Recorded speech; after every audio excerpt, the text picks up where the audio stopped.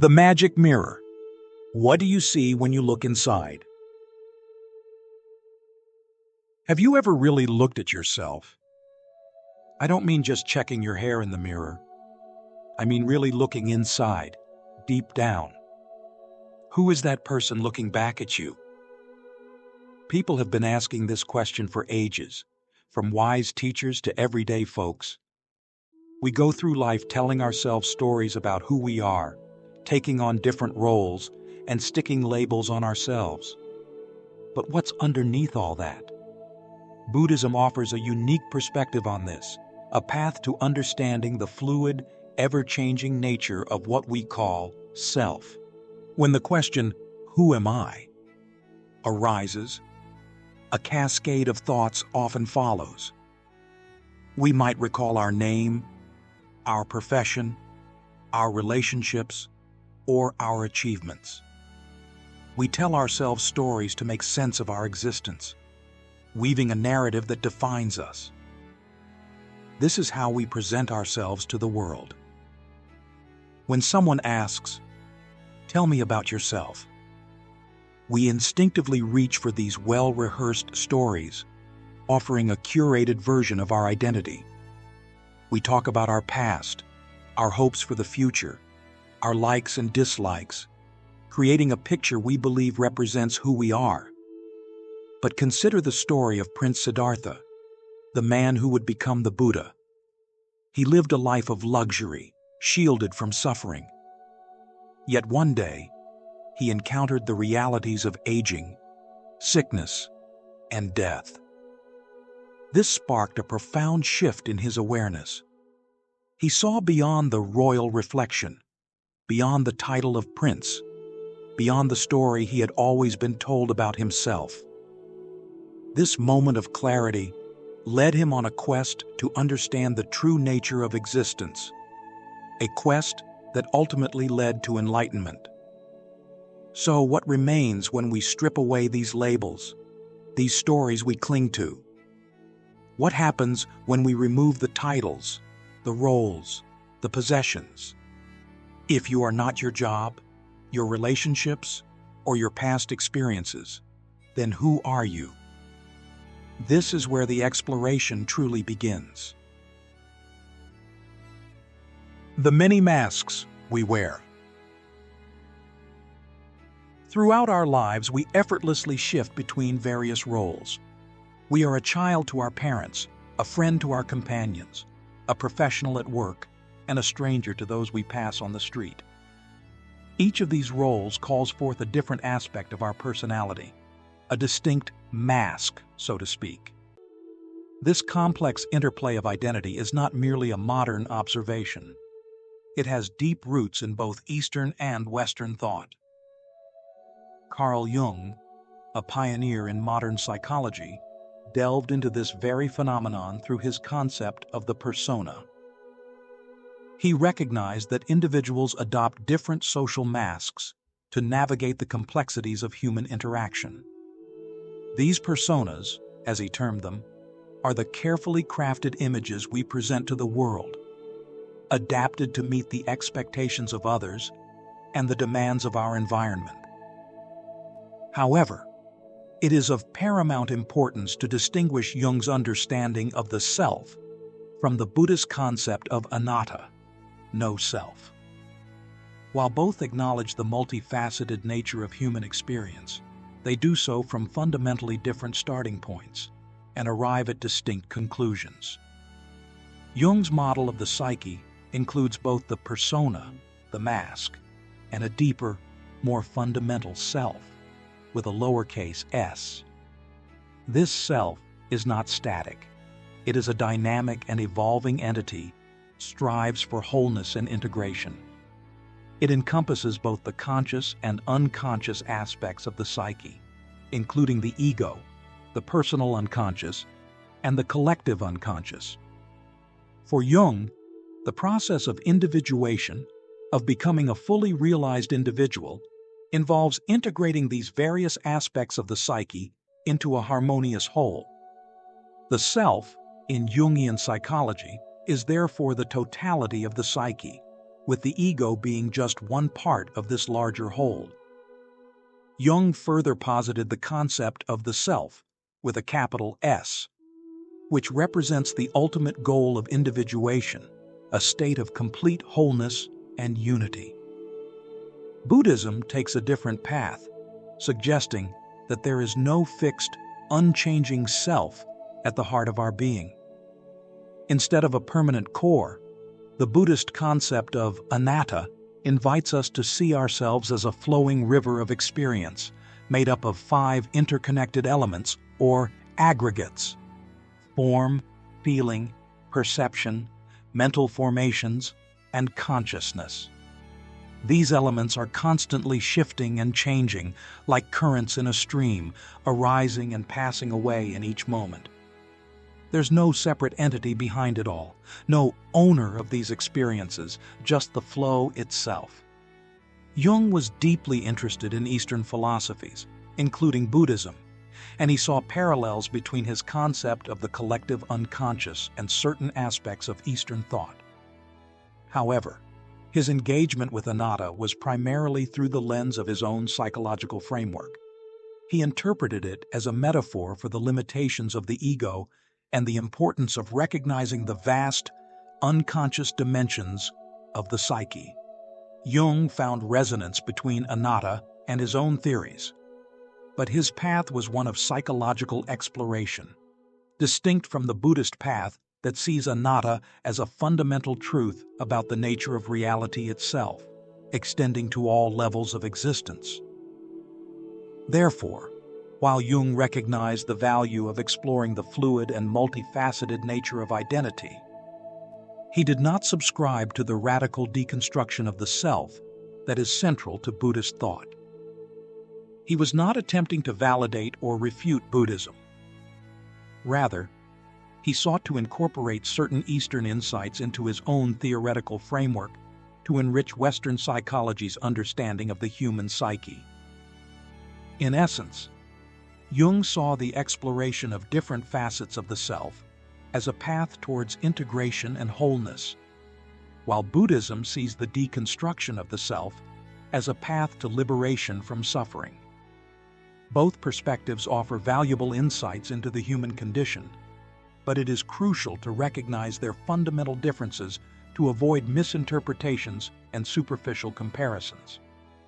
The masks we wear, the personas we adopt, are not inherently negative.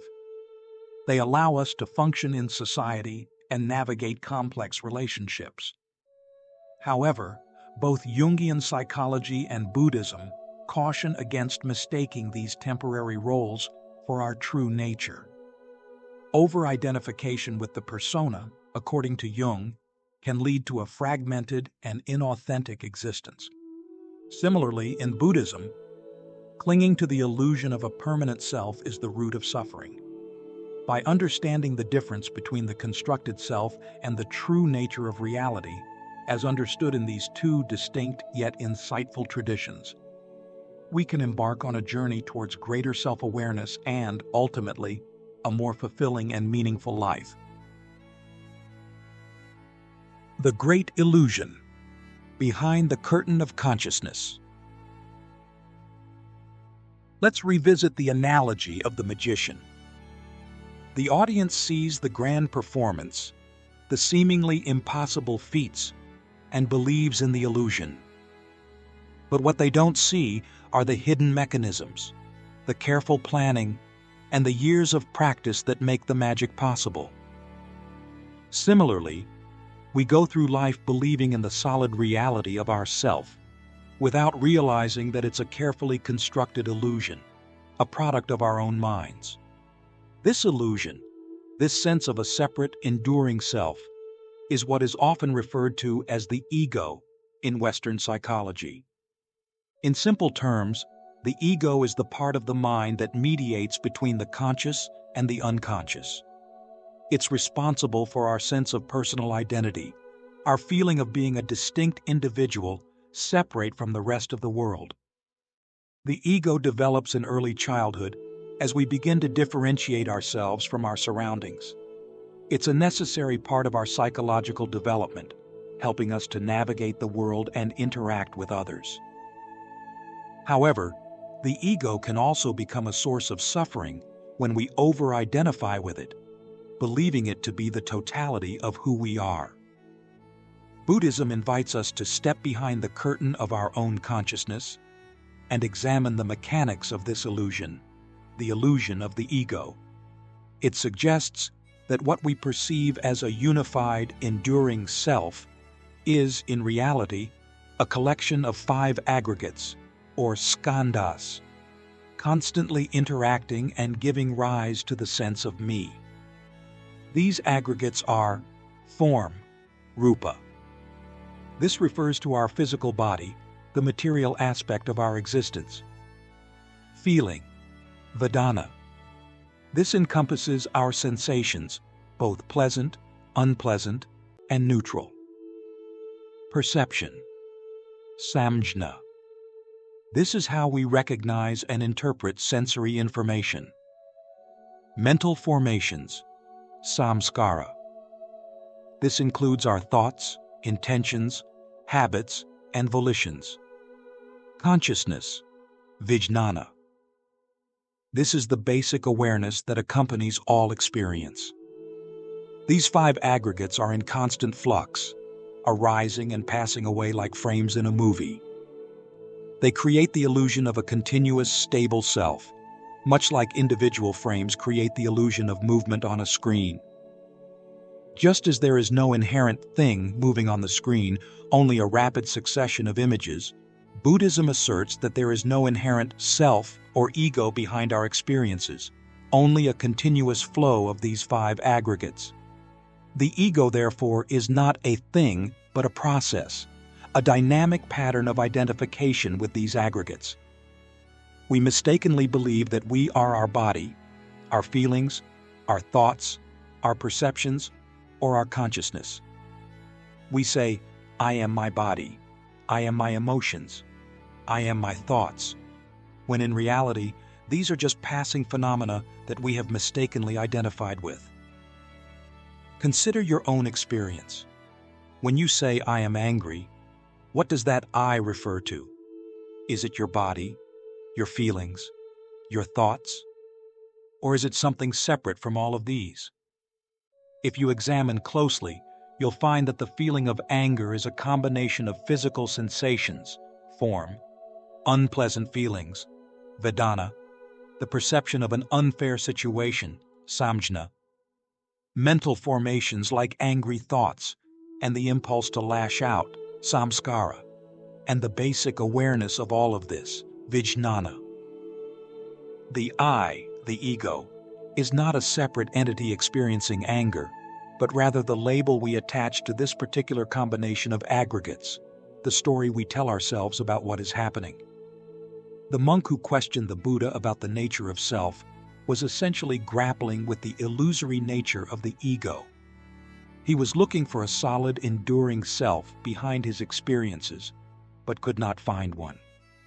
The Buddha, instead of providing a theoretical answer, guided him to observe the 5 aggregates in action, to see for himself how they create the illusion of a permanent self, or ego. We can undertake a similar investigation in our own lives. By paying close attention to our experience, we can begin to discern the 5 aggregates at play. We can notice how our thoughts, feelings, and sensations are constantly changing, how they arise and pass away without any underlying, unchanging essence. This process of mindful observation, known as vipassana in Buddhism, is a powerful tool for dismantling the illusion of the self, for seeing through the ego's tricks. It allows us to see through the magic show of me and recognize the true nature of our experience. A dynamic, ever-changing process, devoid of a permanent, independent self or ego. This realization is not an end, but a beginning, a doorway to a more liberated and authentic way of being. The magic show of me, embracing the flow of impermanence. The realization that our experience is a continuous stream of change rather than a fixed and solid entity can be both disorienting and liberating. If the me of yesterday is already a memory, who are we today? This is where the Buddhist concept of impermanence, or anatta, becomes paramount. It teaches us that everything is in a constant state of flux, arising and passing away, moment by moment. Just as a river is never the same from one instant to the next, its waters constantly flowing and changing, so too are we in a perpetual state of transformation, shaped by the ever-shifting currents of our physical and mental processes. A beautiful melody is not a static object, but a sequence of notes, each one arising and fading away to create a harmonious whole. The beauty of the music lies not in any single note, but in the flow and interplay between them. Similarly, our lives are not defined by isolated moments, but by the continuous unfolding of experience. Each thought, feeling, and sensation is like a note in the symphony of our being, contributing to the overall composition, but never existing in isolation or permanence. We can also find profound lessons about impermanence in the natural world around us. Observe a tree throughout the seasons. In spring, it bursts forth with new leaves and blossoms. In summer, it stands tall and full, providing shade and shelter. In autumn, its leaves turn vibrant colors before falling to the ground. In winter, it stands bare, seemingly lifeless. Yet, through all these changes, it remains a tree, constantly adapting and renewing itself. The tree teaches us that change is not something to be feared, but an inherent part of life, a source of growth and renewal. Finding peace in this constant flow of experience is a central theme in Buddhist practice. By recognizing that nothing is permanent, that everything is subject to change, we can begin to loosen our grip on fixed identities and embrace the dynamic nature of existence. This doesn't mean becoming passive or indifferent to life. Instead, it means engaging fully in each moment, appreciating its unique beauty, without clinging to it or fearing its passing. It is about finding joy in the dance of change itself, recognizing that impermanence is not a threat, but an invitation to live fully and authentically. It is about learning to surf the waves of experience rather than being overwhelmed by them, finding stability not in resisting change but in embracing the flow. The joy of letting go, living light as a feather. When we begin to grasp the concept of emptiness, it can feel like the ground beneath our feet is dissolving. If there is no solid self, no permanent me, then what is there to hold on to? This is where the true joy of letting go begins. It is the realization that the very things we have been clinging to so tightly, our identities, our possessions, our beliefs, are the source of our suffering. Letting go is not about giving up or becoming detached from life. It is about releasing the illusion of control, the belief that we can somehow hold on to things that are inherently impermanent. It is about understanding that true freedom comes not from grasping, but from releasing, not from holding on, but from letting go. Consider the image of a bird soaring through the sky. It doesn't carry its nest or its past experiences with it. It flies freely, unburdened by unnecessary weight. Similarly, when we let go of our attachments to a fixed self, we find a lightness of being, a freedom to move through life with grace and ease. There is a story of a Zen monk who lived a simple life, possessing nothing but his robe and a begging bowl. One day, a thief broke into his hut, hoping to find something of value. Finding nothing, the thief was about to leave when the monk returned. Seeing the thief empty-handed, the the monk offered him his robe, saying, "You have come a long way to visit me. Please take this as a gift." The thief, stunned by the monk's generosity, took the robe and left. Later, the monk, sitting naked under the moon, mused, "Poor fellow. I wish I could have given him this beautiful moon." This story illustrates the freedom that comes from non-attachment, the joy of having nothing to lose because you realize there is nothing to truly possess. In our own lives, we can find moments of liberation in the simple act of letting go. It might be releasing a grudge, forgiving someone who has wronged us, or simply accepting a situation that we cannot change. Each act of letting go, no matter how small, creates space for something new to arise, for a deeper sense of peace and freedom to emerge. Throughout history, there have been individuals who have found freedom in letting go, in embracing the impermanent and interconnected nature of reality. They have lived with a lightness of being, unburdened by the need to cling to fixed identities or possessions. Their stories inspire us to seek our own path towards liberation, to find our own way of dancing with emptiness. The Buddha, through his own journey of awakening, discovered the secret to authentic living, embracing the truth of impermanence and emptiness. He realized that true happiness does not come from external things, but from inner peace, from the freedom that arises when we let go of our attachments and illusions.